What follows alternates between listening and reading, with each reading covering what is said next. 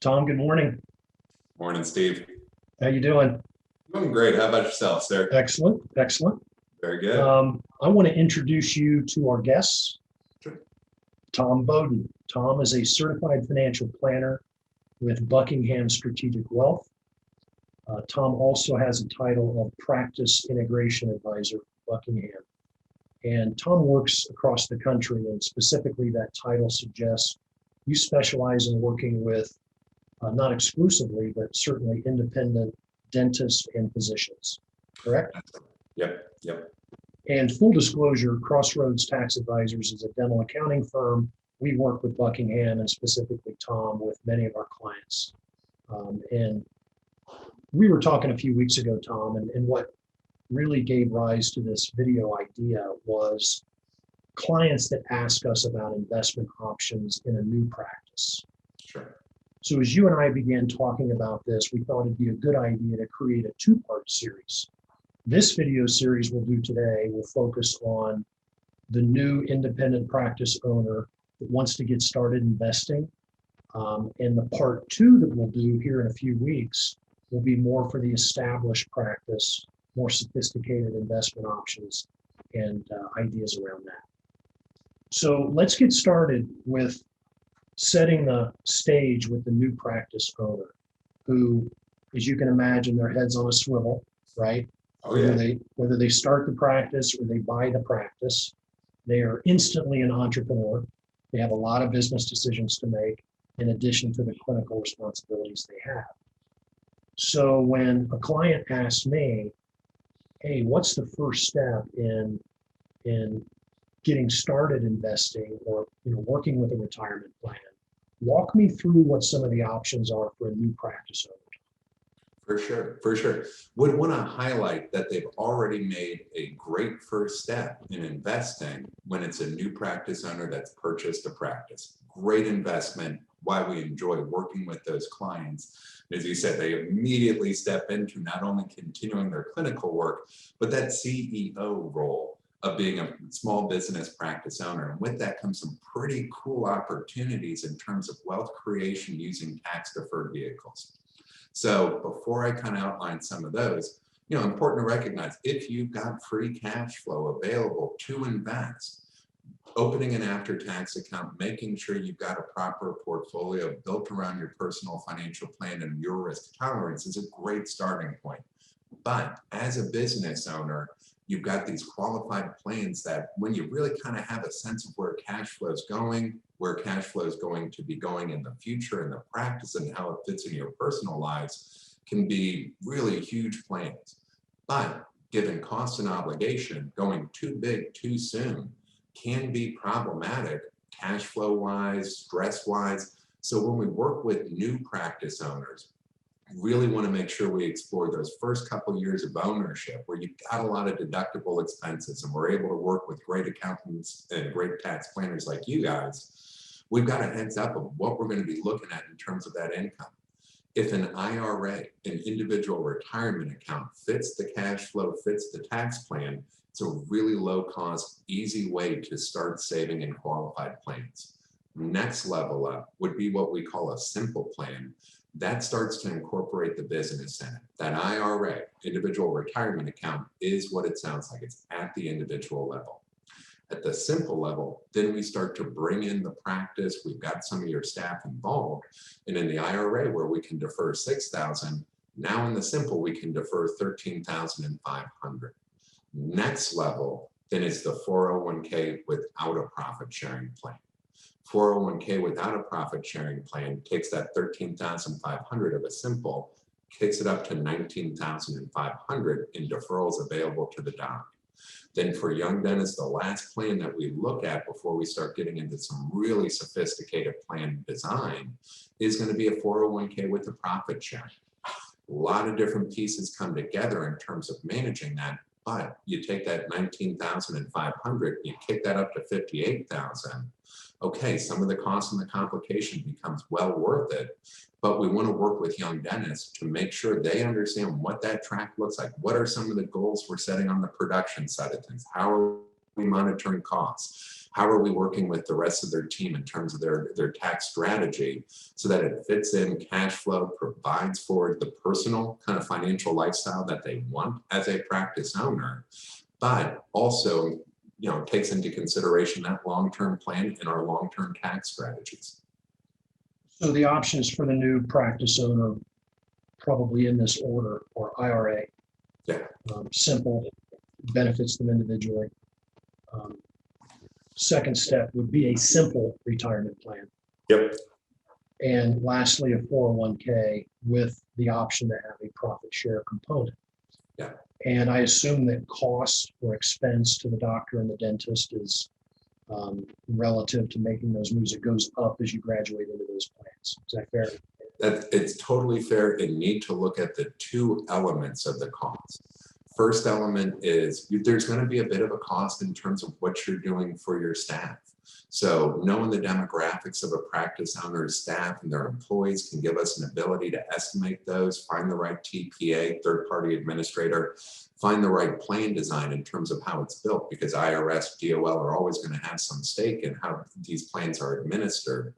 And then that's second cost. If staff is the first cost, the second cost is that TPA. There's an administrative cost that comes along with it. When we start with the simple, plan on about 2% going to your staff. When we move into a 401k with no profit sharing, count on about 3% going to the staff. When we add profit sharing, that can be between 3 to 6% when we look at all the staff that are eligible. On the TPA side of things, simple plans, pretty inexpensive to really kind of administer. There's not really a TPA involved at that point, a couple $100, but it takes a decent amount of the doctor's time or the office manager's time in terms of that, independent administration that they have to do. We work with our clients to try to reduce that burden, but got to look at an opportunity cost of capital. Doctor makes their money by being in people's mouths. If they're spending their time looking at bank statements and looking at these account statements, and we take away from that, there's a cost there. On 401ks, start thinking about 1,500 in terms of no profit sharing, add profit sharing. Now we're going to be closer to about 3,000. Okay. So talk a little bit more about the staff. So when the staff gets involved, it's not as simple as just flipping the switch.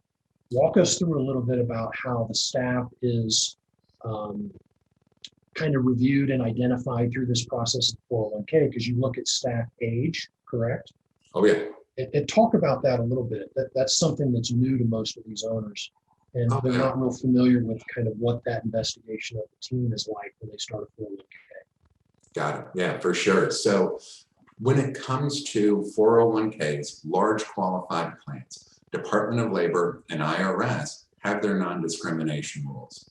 What they're looking at is for the doctor themselves, because they're an owner of the practice, they're going to be considered a highly compensated employee. Any other individual in the practice who makes $130,000 or more is also going to be a highly compensated employee. When we look at non-associate staff, we would have an expectation that associates would probably be in that highly compensated employee area.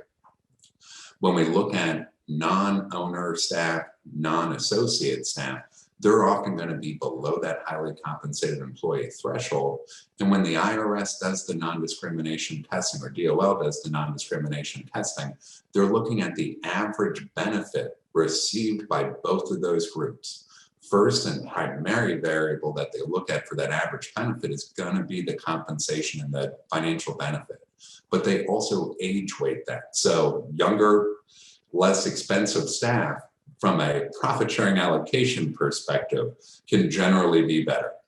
Some of the older staff that we have that might have been around for a while, make a little bit more, they're going to draw a little bit away from that profit sharing allocation. But as we know, working with dentists and dental offices, don't go in and get rid of your most experienced, most valuable staff to save $100 in profit sharing allocation. But we always want to make sure we're in front of that. And that's why we work so closely with the practice. One, take off some of the administrative burden. Second, give them a knowledge resource so that we've got the ability to ask the questions. And we're also going to work with identifying the appropriate plan design based off of your census and doing the cost estimates, so that at the end of the year, we're not surprised by what we have to do with the staff. Anytime that we're putting in place one of these plans, it is a cost benefit analysis.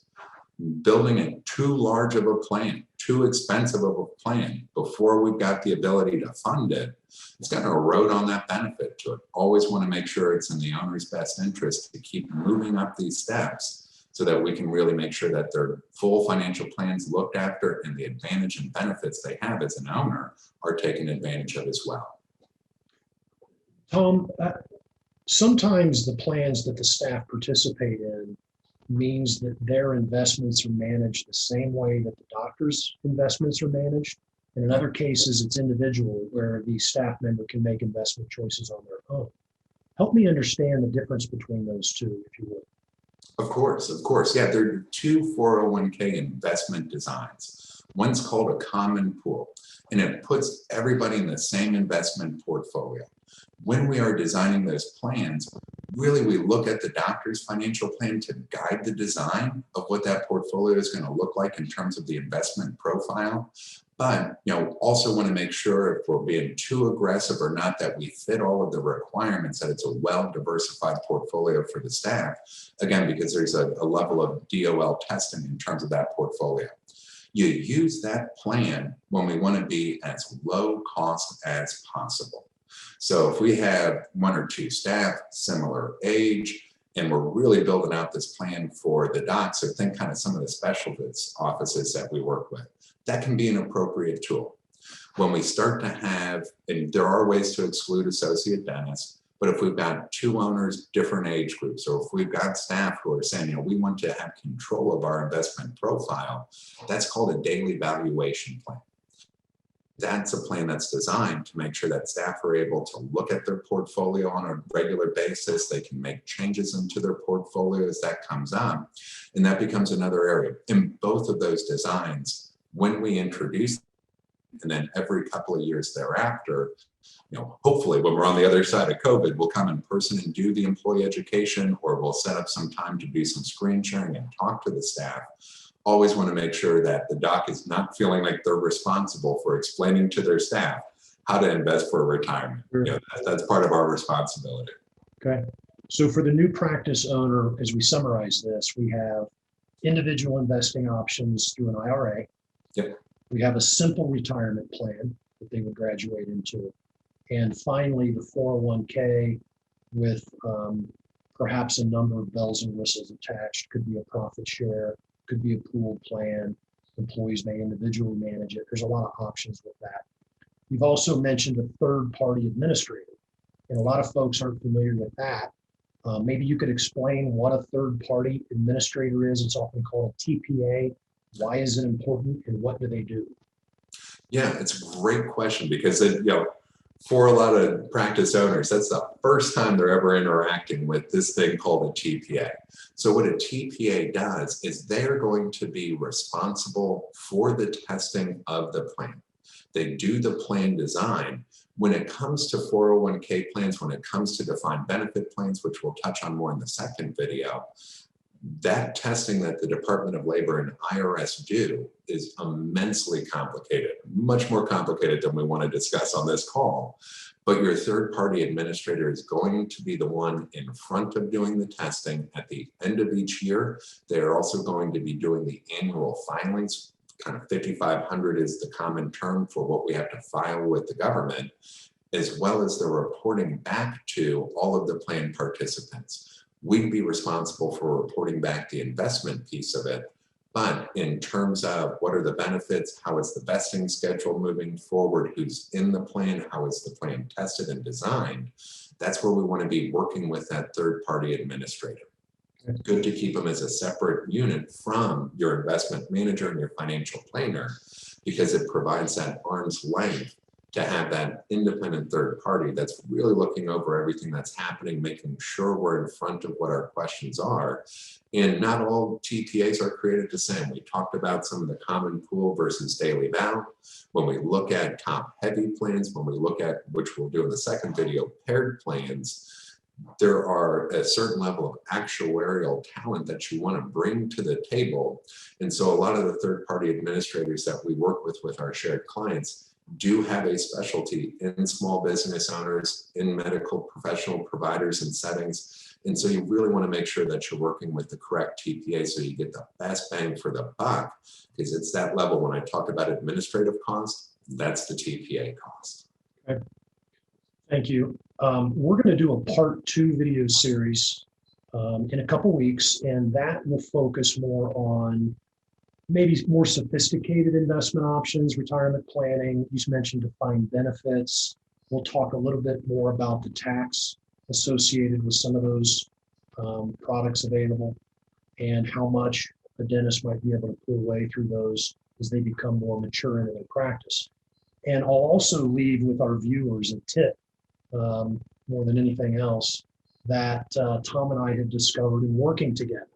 And that if you are not doing this now, we encourage you to make your CPA and your financial planner or your retirement advisor get together a couple times a year with you.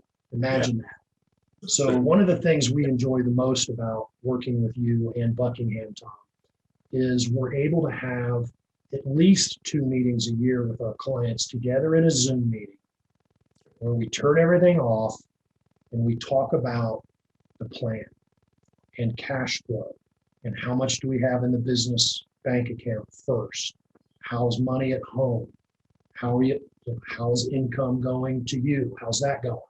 Okay, now let's talk about the investment challenges Tom has. Where are we throughout the year? Are we looking to invest this along the way? Are we looking to invest at the end of the year in one lump sum? Having those meetings together, I have to say, has been critical, I think, in giving our clients the assurance that we got their back and we have a real plan. Any comments on that? Being able to combine your financial plan with your tax plan in real time, check on it throughout the year, have people who are very interested in seeing your most positive financial outcome and being able to inform you of what we're doing in real time. I mean, it ends up being a great relationship between us in terms of colleagues, but also for our clients. We're able to provide them a better level of service and ultimately take more off of their plate. Once we get through those meetings, we figure out what is the implementation plan. We've got a horizon line that we're all working towards. As I mentioned, you buy a practice, you're now a CEO. If you're a CEO, you never just have a conversation with your CFO, then have a conversation with your controller, then have a conversation with your general counsel, getting all those people together in the same room, making sure we're level set, making sure we all understand the plan and that we're all brainstorming on your behalf, and being able to rely on us to be able to really bounce ideas off of each other. I think it gives the best result for the client. It gives the best result for the practice owner. It provides for a faster path to financial freedom with less tax drag along the way and greater forward-looking growth on your investments as well. Yeah, I couldn't agree more. I love doing those types of meetings with you. It makes us better together than we are individually, for sure. So I appreciate it, Tom. And by the way, on the bottom of the screen here, we're going to put your email and your contact number so that if folks want to reach out to you, get a little more information, they can. I thank you, and I'll be seeing you here in a couple of weeks for part 2, a little bit more sophisticated investment options for the independent dentist and physician. Thank you, Tom. Thank you very much, Steve. Greatly appreciate it. Talk soon. You Bye. got it, sir. Bye.